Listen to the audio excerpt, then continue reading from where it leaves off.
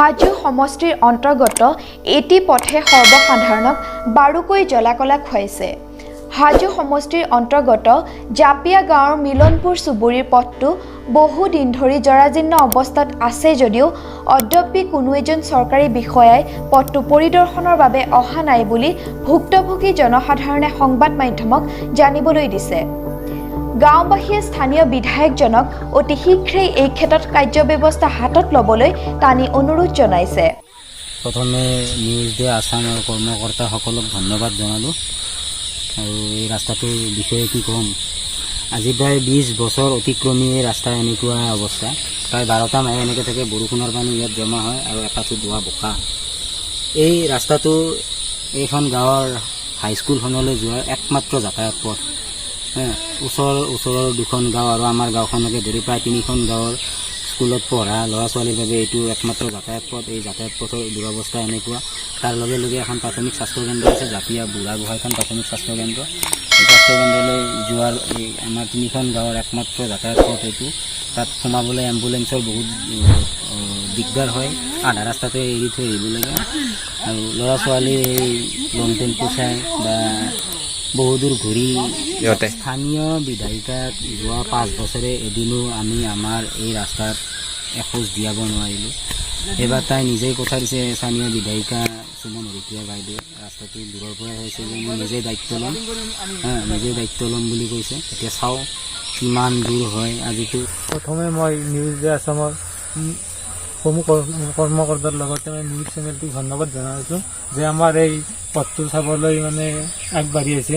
কোনো চৰকাৰৰ দ্বাৰা এতিয়ালৈ কাণসাৰ নাই, তথাপিও আমি আৰু এই নিউজ চেনেলটোৰ জৰিয়তে এই পথটো দেখুৱাব খুজিছোঁ যে আমি কেনেদৰে ইয়াত ভুক্তভোগী হৈ আছোঁ। অকল আমিয়ে বুলি ভুক্তভোগী নহয়, জাপিয়া অঞ্চলৰ বহুত ছাত্ৰ ছাত্ৰীৰ লগতে মেডিকেল যোৱা এই পথটোত বহুত ভুক্তভোগী। আৰু আজি দেখিলে গম পাব আপোনালোকে আমি কেনেদৰে চলি আছোঁ। সেনেকৈ আৰু চলি থাকোঁতে প্ৰায় বছৰ ধৰি গুচি গ'ল। এতিয়া যে নতুন চৰকাৰ আহিছে, তেখেতসকলে যাতে চকু কাণসাৰ দি আমাক ভালদৰে চলাৰ কাৰণে সুবিধা এটা কৰি দিয়ে, তাৰ কাৰণে এই আমাৰ ৰাস্তাটোৰ হৈ বা পথটোৰ হৈ আমাৰ পানী ধাৰ নচৰা অৱস্থাৰ দৰে হৈ গৈছে আমাৰ এই ৰাস্তাটোৰ হৈ। তাৰ কাৰণে আমি চৰকাৰক অনুৰোধ জনাওঁ আৰু ভালদৰে যাতে এইখিনি চাই চিতি আমাক ঠিক কৰি দিয়ে।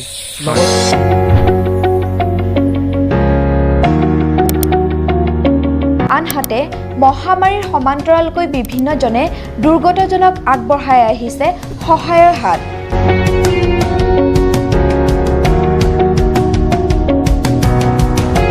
আজি হাজো সমষ্টিৰ অন্তৰ্গত শ্বহীদ সত্যনাথ গাঁও পঞ্চায়তৰ সম্পাদক শ্ৰী মুকুট কুমাৰ দেৱে জাপিয়া গাঁৱত প্ৰতিকূল বতৰকো নেওচি দুৰ্গতজনক কিছু সহায়ৰ হাত আগবঢ়ায়। সম্পূৰ্ণ ক'ভিড বিধি পালন কৰি মাস্ক, চেনিটাইজ, চাবোন তথা কিছু খোৱা বস্তুৰ সামগ্ৰী আগবঢ়ায়। তেখেতে সংবাদ মাধ্যমক জনাই অনাগত দিনতো এনেধৰণৰ কাৰ্যসূচী হাতত লোৱা হ'ব। ঠিক একেদৰে পঞ্চায়তৰ সভানেত্ৰী মাধৱী মালাকাৰেও যোৱা 2টা দিন ধৰি বীজাণুমুক্ত কৰিবলৈ চেনিটাইজেশ্যনৰ ব্যৱস্থা কৰি থকা দেখিবলৈ পোৱা গৈছে।